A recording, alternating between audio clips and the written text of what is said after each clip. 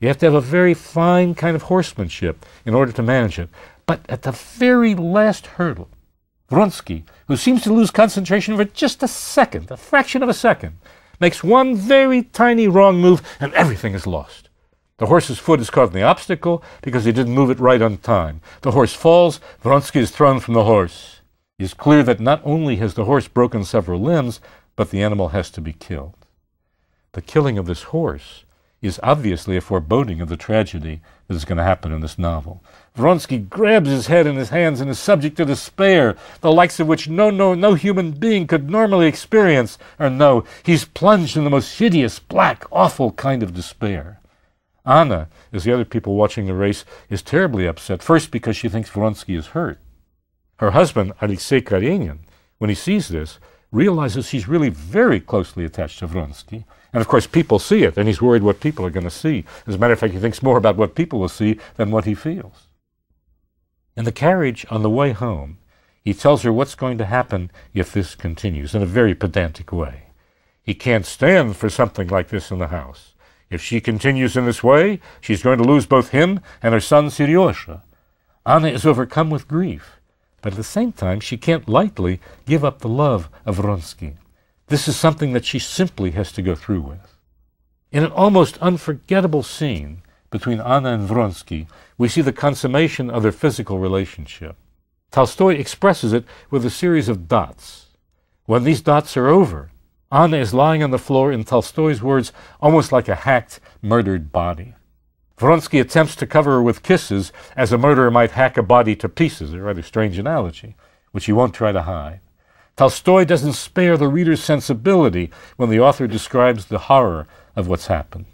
This physical consummation is something that's very important and which causes Anna to agree to go away from her family and to leave her son with a father. And we know what this means from what Karenin has threatened. Now, Alexei Karenin has no conception of how you educate a young man. All he knows are the formal rules about teaching, trying to teach people. The more he tries to teach his son, the colder he gets.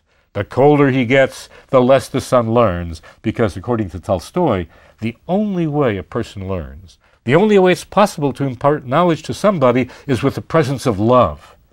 If love is gone, then no learning takes place. Believe me, this is a deep insight, and might well be a good lesson for any teacher. I think Tolstoy knew what he was talking about when he's talking about education. When the servants, on the other hand, teach Seryosha, the child, how to build windmills, then he learns. He has a wonderful time and he learns perfectly. But when the father talks to him, it goes in one ear and out the other.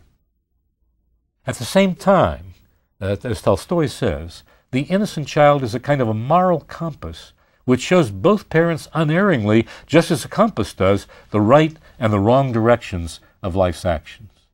Of course, Anna realizes through the reactions of her son the terrible things she's doing, but she can't help herself. In any case, when Anna leaves the house, Karenin tells the son that his mother has died. Then we come to a scene which I must admit, to this day, I cannot read straight through because it's so painful. The pain goes so deeply that even after many, many readings, I still can't bring myself to read straight through it. Anna decides that she simply cannot live without seeing her son. So one night, her son is asleep at that point, of course. She comes into the house she's been forbidden, you remember, to come into. And with the help of the servants, who remember her from the old days and like her, even though it's forbidden, they allow her into the house, and she goes into the bedroom of her sleeping son and wakes him up. Of course, he thinks that she's died. That's what he's been told. And for several agonizing moments, the son sees the mother, and each one of them lives through this awful, deeply grinding pain of separation between mother and son. At first it seems to him that she's part of a dream, but eventually he comes enough to wakefulness to realize this is his real mother in front of him. It's a scene of unbearable cruelty. Then, as the servants hear that Alexei is coming into the house, they have to rush her away, and Seryosha is once again bereft of his mother. Tolstoy is known as a writer with a flowing kind of love and understanding. But when he lifts the lid of that understanding just a little bit, What you see underneath is a very cruel, almost sadistic way of looking at the universe, which of course is part of the talent of a writer. I must admit that I personally find his cruelty much more upsetting and much harder to take than that of Dostoevsky, which is virtually there on every page. Because in the case of Dostoevsky, it's open. You know exactly where the pathology is coming from. You know when to expect it. You know how to deal with it. In Tolstoy's case, it's hidden. And what's hidden is much more frightening in life. When it suddenly opens like that, oh, is it hard to take. In that sense, the surface of Tolstoy can be very deceiving in what he does. Anna finds herself in a much more difficult situation. The cruelty here reminds me a little bit of a story that a very famous and respected literary critic of the early century, his name is Shklovsky, told about. He told it about Tolstoy later on. Tolstoy, as you may know, had quite a large family. He was very much interested in his children and the education of his and other people's children. He wanted to help them take part in the education and so on.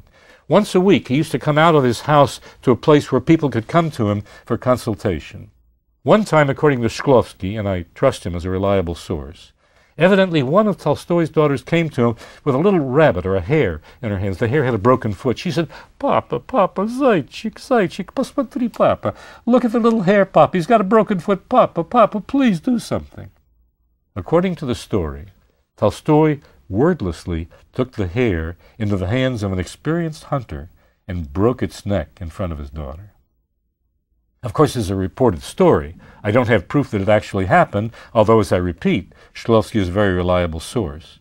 It seems to me that this is very consonant with the Tolstoy I've just been talking about. Underneath that wide-flowing love lay a remorseless and very stern view of humanity, and he saw humanity as it really was. Humanity as it really is a very great mixture of both good and bad qualities, and Tolstoy was able to catch both sides. Although when you read his work on the surface, you think that what he caught was family happiness, as he once called a later novel of his, with wonderful characters who are so tremendously attractive to the reader who comes into contact with them. In any case, Anna finds herself in an increasingly difficult situation with Vronsky. They go off to Italy in order to get away from the condemnation of society around them. While they're in Italy, Anna has her portrait painted, first of all by a professional Russian émigré painter who's living in Italy, as was the case in those days for many people. Then Vronsky, as an amateur would-be painter, also tries to paint her portrait. Tolstoy gives us a sense of the difference between a portrait drawn by a professional painter and a portrait done by an amateur. Of course, that has something to do with Vronsky's appreciation of Anna. No doubt he probably had some talent as an artist, although he never put himself through the vigorous training that a genuine professional artist would have to do in order to produce a professional painting. So he knew something about painting, but he was an amateur. In the very same sense, he also knew something about Anna, and he had great feelings for Anna, although those feelings were as much of lust as they were of genuine love and attachment. But somehow, he couldn't quite overcome that. He couldn't get through that to really touch Anna's soul, to be the kind of companion a human being needs when you have a real conjugal relationship. The result was that what he saw in Anna was analogous to what he saw in art. Just as he was a kind of amateur in art, so he was an amateur in human relations. And of course, amateurs pay a terrible price when they want to become professionals. Eventually, of course, the two of them realized they couldn't live forever in Italy. They came back to St. Petersburg society. Then, as you might imagine, Anna is in a terrible situation because none of her former friends will have anything to do with her, at least publicly. They're afraid that if they associate with her, people look at them the way they look at Anna. She can't go to any kind of social occasion. She's been completely ostracized by Petersburg society. Tolstoy obviously doesn't approve of this, but at the same time, it's the kind of punishment that society had at that time, at least for somebody who got involved in what they regarded as an illegitimate relationship. So Anna is confined to the countryside, whereas Vronsky, as a man, is free. Well, you might call this the famous double standard.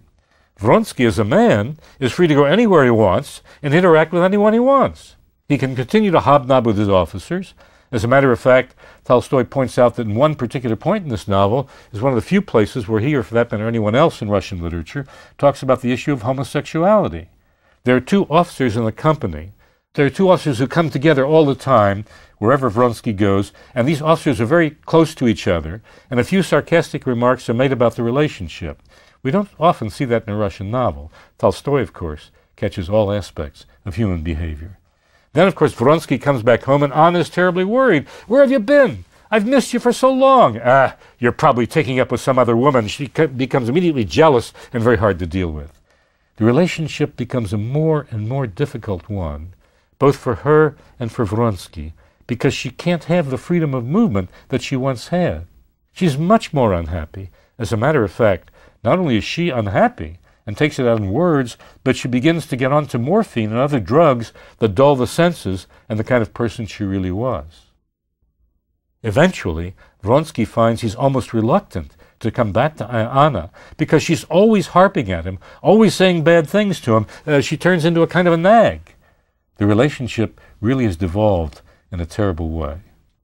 Now, Anna's situation has been aggravated by her husband's, that is, Karenin's, legal machinations, which he instigates in the office of a Petersburg lawyer. Karenin is terribly annoyed when the lawyer clearly wants to laugh at the deceived husband and tries to cover up his laughter by suddenly clapping his hands noisily together as if he's trying to catch moths. The incongruity of the scene well captures Karenin's desperate attempt to keep order in his life, which has lost all domestic order. Even Karenin has to realize that not all of life can be forced to comply with his rules. He, of course, knows the law as well, if not even better, than that lawyer, but somehow his knowledge of the law, his power as a bureaucrat, his power even to make laws, leaves him absolutely helpless in this particular situation.